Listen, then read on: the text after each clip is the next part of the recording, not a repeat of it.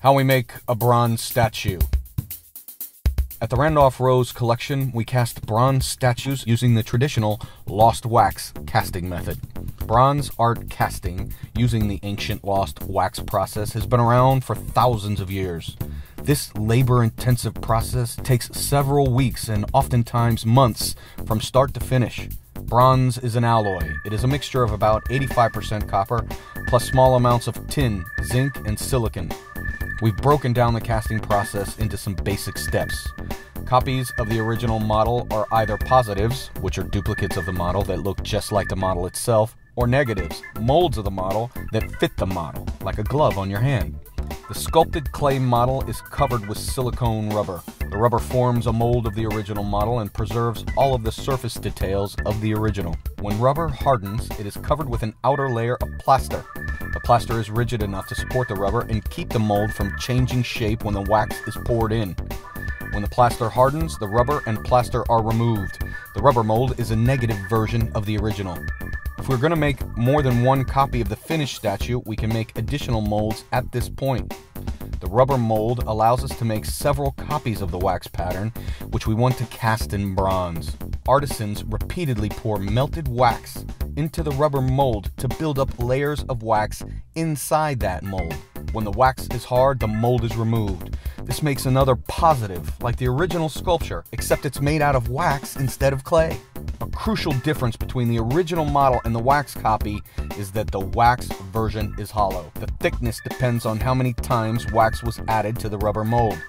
Parts of the wax pattern may be cut off and cast separately in order for the ceramic mold to coat the inside of the wax pattern as well as the outside. Wax sticks called sprues are attached to the wax pattern. Sprues make channels inside the ceramic mold to allow bronze to be poured into all parts of that mold. The wax pattern is covered in another mold called the investment.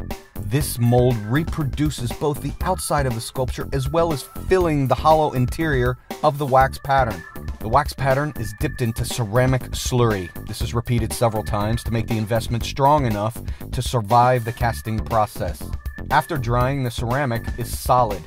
The unfired ceramic and wax are put in a kiln and heated to melt the wax, which can be recovered and reused. The ceramic is fired at a higher temperature to harden it and burn out the remaining wax. The wax is now lost, and the remaining ceramic is the second negative version of the original sculpture. It is now ready to be filled with bronze. The ceramic mold is heated in a kiln. Bronze ingots are melted and poured into the mold. After the bronze cools, the ceramic mold is broken away from the bronze casting, leaving the last positive version of the sculpture. The remains of the ceramic investment are sandblasted off. If the sculpture was cast in separate pieces, they are welded together. Chemicals, acid, and heat are applied to get the desired patina.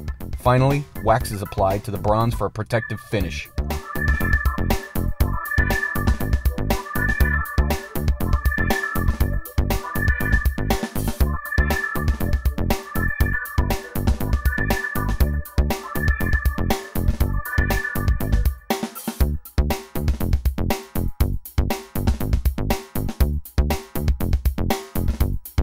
Attention to detail and commitment to quality has earned the Randolph Rose collection an outstanding reputation in the industry.